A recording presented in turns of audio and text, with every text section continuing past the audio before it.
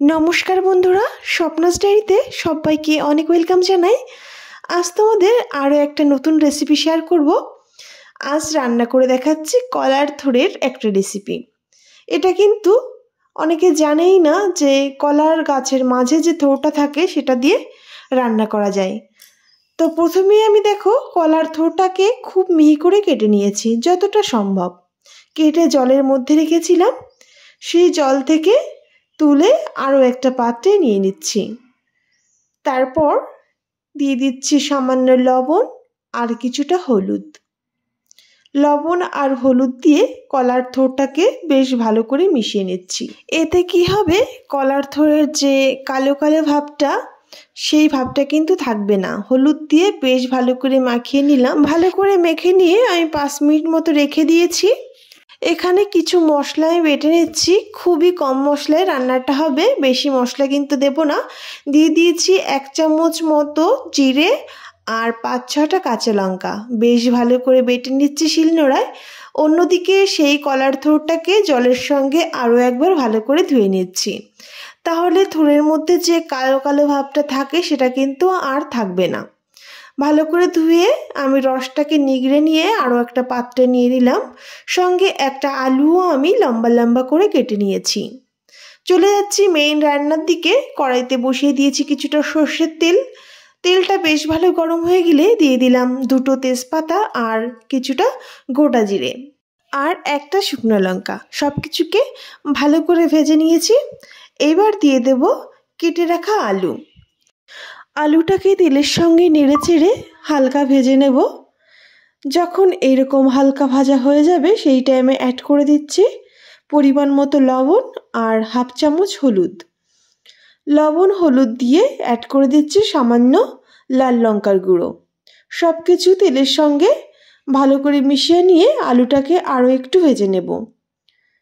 যখন আলুর বেশ একটা কালার ধরে যাবে সেই টাইমে এখানে আমি অ্যাড করে দিচ্ছি যে বেটে রাখা মশলা, সেই মশলাটাও এই তেলের সঙ্গে আর আলুর সঙ্গে ভালো করে কষিয়ে নেব।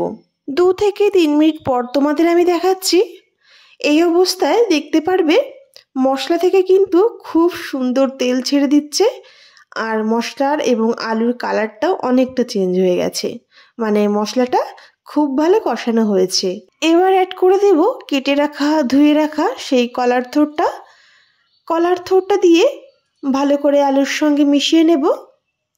1 মিনিট ধরে নেড়ে চেড়ে মিশিয়ে নিয়ে আর একটু ভাজা ভাজা করে নিয়ে আমি একটা ঢাকনি দিয়ে ঢেকে দিচ্ছি 5 মিনিটের জন্য।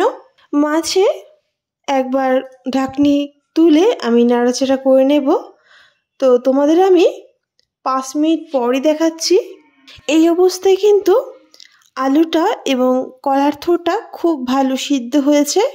এই অবস্থায় রান্নাটা 70% হয়েই গেছে। তোমাদের আমি একটা আলু কেটে দেখাচ্ছি। দেখো আলুটা কিন্তু পুরোপুরি সিদ্ধ হয়েছে আর থোড়টাও খুব ভালো সিদ্ধ হয়েছে আর কষানোটাও একদম পারফেক্ট আছে। তো এই অবস্থায় এখানে আমি অ্যাড করে দিচ্ছি কিছুটা চালের গুঁড়ি, যেটা আমি জল দিয়ে গুলে নিয়েছিলাম। চালের গুঁড়িটা দিয়ে দিলাম। এখানে 2 চামচ মতো চালের গুঁড়ি আমি জল দিয়ে গুলে নিয়েছিলাম, তবে পুরোটা দিইনি। চালের গুঁড়ির পরিমাণটা অল্পই দেবে, বেশি দিলে কিন্তু ভালো লাগবে না।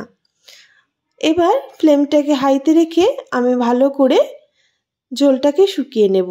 যে একটু নরম ভাব আছে সেটুকুও থাকবে না।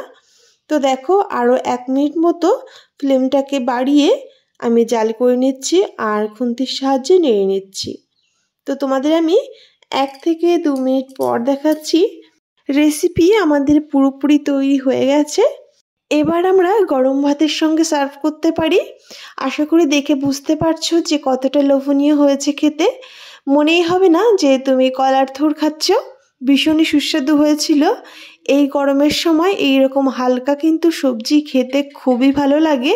আশা করছি তোমাদের অবশ্যই ভালো লাগবে আর একবার হলেও ট্রাই করার অনুরোধ রইল।